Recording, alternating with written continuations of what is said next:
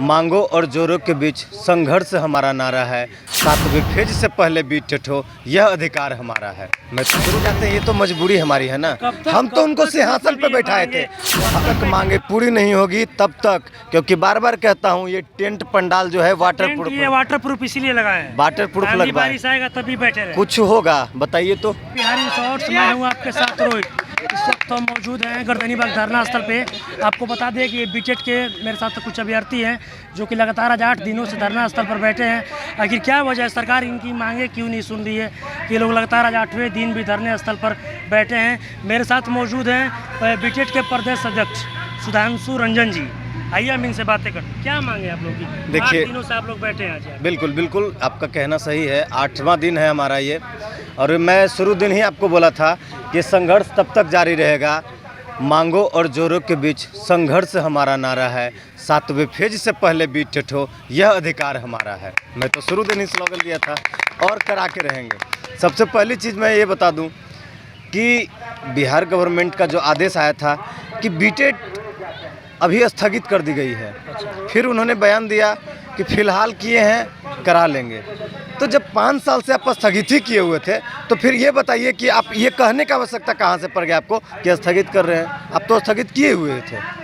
ये तो गैर संवैधानिक बातें हैं। शिक्षा मंत्री ने ये भी बोला है कि 7वां चरण शीघ्र कराया जाए। बिल्कुल बोले हैं, और ये आपको बता देते हैं, अगर शिक्षा मंत्री ये बात बोलते हैं कि 6ठी फेज की काउंसलिंग कराएं, 7वें चरण हम शीघ्र कराने की तैयारी में हैं, तो मैं इनको पूछ लेना चाहता हूं कि क्या आप पतली गली से निकलने का प्रयास क्यों कर रहे हैं?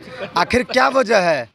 आप कोई आधार बता दीजिए। ये निराधार के रूप में क्यों ऐसा आप करना चाहते हैं? कोई आधार तो बताइएगा ना कि हाँ ये न्यू वैकेंसी है, 2022 की वैकेंसी है 7वीं चरण, और 7वीं चरण 2022 के पहले एक पात्रता परीक्षा तो होनी चाहिए, हर हाल में होनी चाहिए। और जो कि 2022 में ना तो सीटेट है ना तो बीटेट है, तो आप योग्य अभ्यर्थी की कैसे सवाल करते हैं? ना तो पात्रता परीक्षा का आधार है, हम तो इसे निराधार समझेंगे।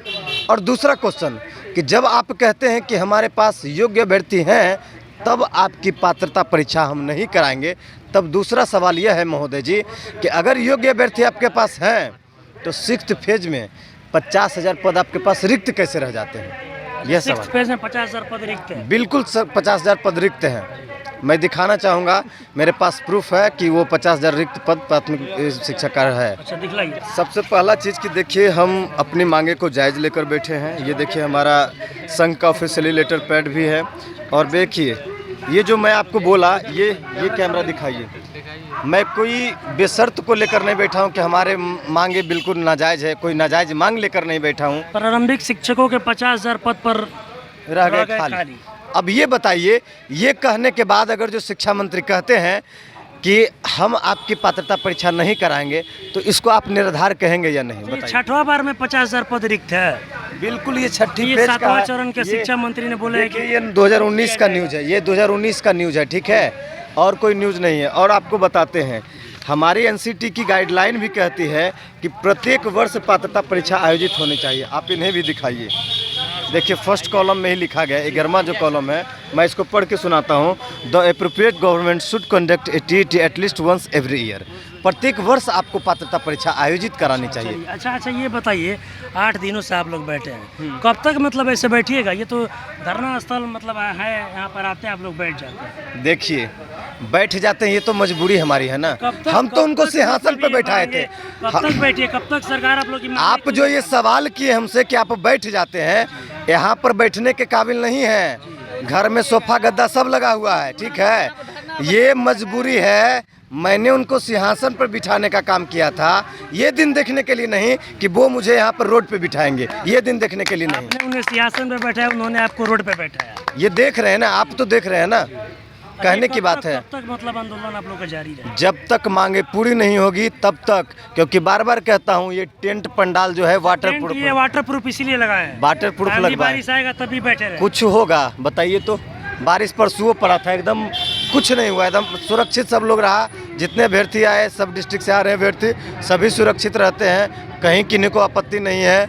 नौकरी ना चाहिए जी, क्यों फिर? अगर जो बाद में दिक्कत करना है तो थोड़ा सा दिक्कत करके अभी क्यों नहीं अपनी मांग को ले लें? बतलाइए जी। इतना दिनों से बैठे हैं धरना स्थल पर, 8 दिन हो गया आज। 8 दिन हो गए। कब तक आंदोलन जारी रहेगा? जब तक सरकार हमारी मांगे को नहीं मांग लेती है। यहाँ हम लोग हम लोगों को यहाँ बैठने का कोई शौक़ नहीं है।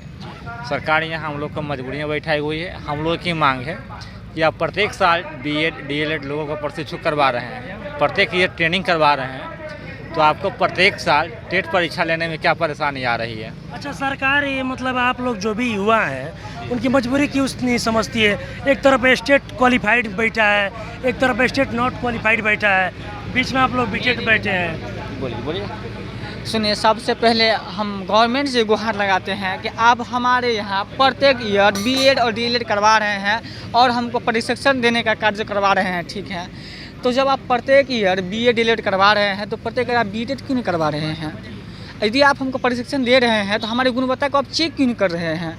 और हमारी यही मांग है कि जैसे हर एक फेज़ से पहले जब 2011 में फर्स्ट फेज़ दिया था टीचर बहाली का, उसमें भी बीटीईटी बिहार टीचर एलिजिबिलिटी टेस्ट का जो आयोजन हुआ था 17 में आयोजन हुआ था, तो 2022 में जो नया रिक्ति है वो कैसे हम मान ले? बगैर एग्ज़ाम से पहले हम कोई भी एग्ज़ाम कंडक्ट बगैर करवाए हम कैसे मान ले कि बहाली यह प्रक्रिया सही है? और शिक्षा मंत्री गुणवत्ता जांच करके सरकार आप लोग की हाँ जी, हम ये नहीं कहें कि हमको नौकरी दे। शिक्षा मंत्री का हाल ही में 2-4 दिन पहले एक बयान आया था कि 7वें चरण के अभ्यर्थियों के दबाव में आकर, जो भी 7वें चरण के अभ्यर्थी पिछले 20-22 दिन यहाँ गर्दनी बाग में ही धरना दिए थे, तो उनका कहना था उनके दबाव में आकर हम लोगों ने ऐसा निर्णय लिया और 7वें चरण की बहाली प्रारंभ कर रहे हैं। आप बतलाइए। देखिए, बोल रहे थे आप, क्या बोल जी हम यही बोलना चाह रहे हैं, आज हम लोग का 8वां दिन है, कल 9वां दिन हो जाएगा। शिक्षा मंत्री से पुनः फिर हम आपके चैनल के माध्यम से आग्रह और नम्र निवेदन करना चाह रहे हैं कि हम लोगों को आप मांग सुन लीजिए, 9वीं यात्रा कर दीजिए, 10 हम लोग को विदाई कर दीजिए। चलिए, अभी आपने सुना ये बीटेट के प्रदेश अध्यक्ष सुधांशु रंजन जी थे और कुछ साथी थे जो भी सब बीटेट के लोग हैं। इनका साफ तौर पे कहना था कि सरकार हम लोग की गुणवत्ता जांच करे और हम लोगों की बहाली कराए, और इनका साफ तौर पे कहना है कि हम लोग सरकार को सिंहासन पे बैठाएं और सरकार हम लोगों को रोड पे बैठाई है।